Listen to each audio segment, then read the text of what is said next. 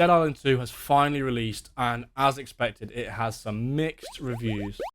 So basically today, I'm just here to tell you my thoughts, if anyone gives a shit, because someone might, but we'll find out. My experience of it, I'm about 30 hours into the game, completed it, I've done all the quests and stuff, I've got all the trophies. I like to think I've got at least a semi-decent understanding of what the game has to offer.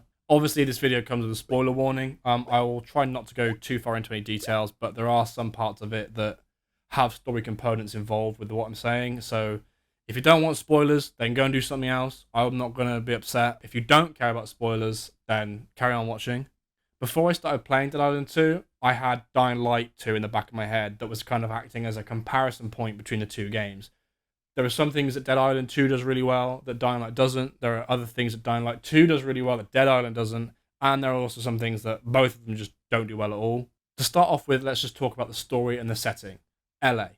Or Helle, if you really want to be precise. First things first. LA, not an island. False advertising, but moving on. The story was okay. I immediately hated some of the characters. And I don't mean the characters you play as. I mean the characters that are involved in the story. Emma Jaunt is like the main one. I cannot stand that character. She's just irritating.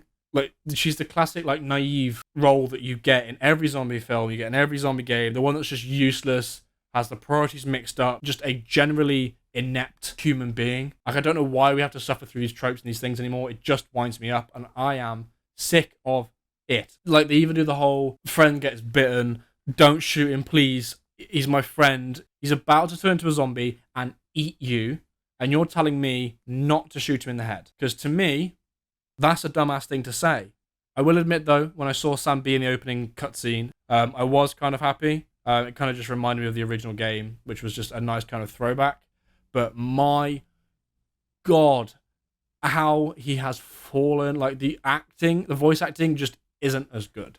Dead Island 1 Sam B to this Sam B, I will never know. Like, you'll see what I mean. And I'm Sam B. You know, who do you voodoo, bitch? Look how they massacred my boy.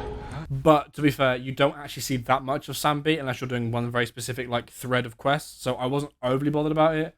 When I heard him, I was just kind of a bit deflated because I was like expecting like it was the other one instead. But I'll get over it. The story itself was slightly predictable with what happens with the CDC in it. I won't go into detail because obviously big spoilers, but I do kind of understand that that predictability was the point. Like, Sam B as a character was kind of acting as that bridge as if to say, don't go there, this is going to happen anyway, there's no point, stay put, stay where you are. But even so, like, do something different with the story. It's not a big ask. It was kind of reminiscent of Dying Light and the GRE in the Ministry of Defense. It's not like a carbon copy or a rip-off, that's not what I'm saying. It's just the plot twist had that very similar feel of, like, predictability to it, which kind of just took away from the whole experience. But the missions were kind of quite short, snappy, they didn't drag on. It took you through all the different zones. So I think, honestly, overall, the story was, like I said, it was, yeah. Now, the main component, zombies, that's what you're here for. To crack a zombie across the head with some sort of weird made-up weapon that you found on the sidewalk. Sidewalk? The path. Thank you. There's actually quite a bit of variation with the zombies, which I quite liked. Even with just like the basic walker zombies, there's probably, I guess, like over 10 or 11 just of the basic zombie variation, whether that's the elemental variations or just like the themed variations. And the Apex variants have a load of different variants as well, which are all elemental based. The Voltaic Screamer is like the regular Screamer if the Screamer and Emperor Palpatine had a love child. Or you've got like the putrefied globber, slobber, Junior double triple whopper, whatever the fuck it was called. I can't remember what the name of it is. The only issue with the zombies though is the way you approach them isn't a significant enough difference depending on what type they are. Like, Screamers are susceptible to blunt damage, but I never felt the need to switch to a blunt weapon to kill them. There's no point switching to a blunt weapon if like a high level, high damage machete and just mindlessly swinging that, or if you just thrown the fucking thing straight between the eyes with a pump action shotgun gets the job done just as well as it would do if you used a blunt weapon. It's like there's no incentive to want to switch weapons. Like, I found it kind of pointless. But simultaneously, I kind of understand that like you've got 3 different kinds of zombies, and you need 3 different kind of weapons to do effective damage to all those zombies. It would just become annoying. So like I kind of get it. Like, you want to keep that flow going. So it's like if you want to do loads of damage, use a special weapon, but it's not the end of the world if you have to use a sharp weapon against something that requires blunt damage. So we'll leave it. The map, honestly, not that bad. I actually kind of enjoyed it. I thought I'd really hate the area-based map. Having those zones and those distinct themes and districts, I actually really liked. I thought I'd miss it because like how with Dying Light 2 you have the open world or like the semi-open world with the 2 zones. I really like the zones in Dead Island. What made it even cooler is certain zombies will appear more frequently in appropriate zones. Like Venice Beach, for example, has more hydration zombies there, that like zombies that have like a water tank on their back that you would ordinarily get water from on a hot day on the beach, but now it's just a zombie on a hot beach. But it makes sense, so I kind of like that. Also, having the map broken up into zones made 100%ing each place a lot easier. Like, okay, you can go into the side quest in this area, and then once that's done, move on, and then do it like that, and it breaks the game so much more better. I really think open world games are going to be taking a backseat, but we'll see how it goes. That is kind of just my opinion, but this is my channel, so my word is law. Bitches.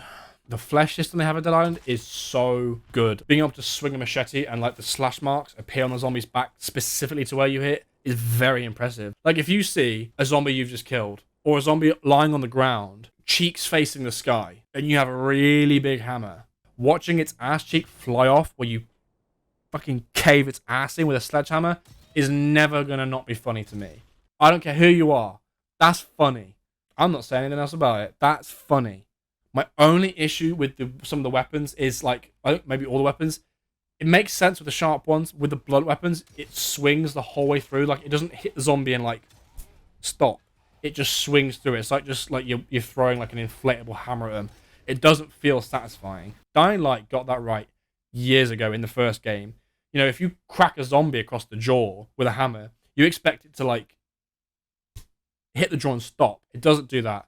But I hope they might change that in upcoming updates. Fingers crossed, because that was kind of, it really takes away from like the whole satisfaction of smashing a zombie's face in. While we're on the topic of weapons, sometimes the hitboxes are a little bit fucky. Like, especially with like the dash palm attack, you just kind of shoot forward and like for no reason whatsoever, miss, even though you're aiming at the zombie, and you kind of just high-five the air. It's just deflating. That shit needs to be fixed now. Despite this though, the game is fun. I really enjoyed playing through it. Maybe that's fueled by the nostalgia for the first game. Maybe it's because it is just a genuinely good game. Or maybe it's because I've been so subconsciously manipulated into wanting to play a zombie game because of all of the goddamn Negan memes I keep seeing online. Hot diggity dog! This place is magnificent. There are a few different ways and playstyles you can play through this game, because the Slayers all have like their own base stats that vary depending on who you choose. By the time you hit the later levels and you've got high damage, high level gear, it doesn't matter. Like the base stats aren't significant enough to make you want to steer away from using any one specific weapon. By the end of the game or late game, the stats become basically obsolete. So just pick your Slayer based on who looks the coolest or who you think you like the most. Like if you want to be like a true London geezer that's going to spew the word nonce at a clown zombie, then you be Jacob. Always some fucking nonce hanging around the fairground. A classic character. Or if you want to play a character where you spent real money on buying the extra large edition of the game because it said you get a cool outfit on launch, and then when you launch the game you can't find it because it doesn't launch when the game launches, like I did, you play Amy. And no, I'm not bitter about it. A little, but we move past these things. One thing I will say, actually, is I really expected there to be a lot of bugs with the multiplayer. Like, Dying Light had a load of them. Like, when you were moving in and out of your own game into your friend's game, you lost progression. You had to redo different checkpoints. Dead Island, there's none of that. Like, I've moved in and out of my friends' games. They've come in and out of mine. And my progression is saved almost to the point that I stopped. The rewards are all there. The levels, the XP, it's all there. It does it really well. It functions almost perfectly. Maybe that's just my experience. I've been really lucky. But I don't give a shit. If it happens, if it works for me, it works. Then, you know, as I said, I do have all the achievements for this game completed. It doesn't take that long. There's enough variation in them that kind of, if you get to end game and you're not sure what to do, you can kind of just start ticking off boxes because odds are you'll have made a lot of progression towards them in the story anyhow. One specific achievement that's like, I don't know, kill however many zombies with shotguns. You can just equip a shotgun and start making your way through it. And I'm fairly sure obviously the challenges are shared between all your different characters. If you're playing through it again, you don't have to start the challenges again, which is a very, very nice touch. I'm not 100% on that, but I'm fairly sure that's how it works. And then finally, as a final kind of negative point, there are never any NPC survivors like out in the world. It's just zombies. And this is like really obvious when you do missions, because when you get to the end of a dialogue with an NPC and they're like, oh, I can't come along because I don't know, I'm scared of the dark or something stupid. There's always some stupid excuse, or it's just, oh, I'll meet you there. And it kind of breaks the flow of it a little bit. It's not the end of the world, but like Dying Light had survivors out in the world. Did they do anything?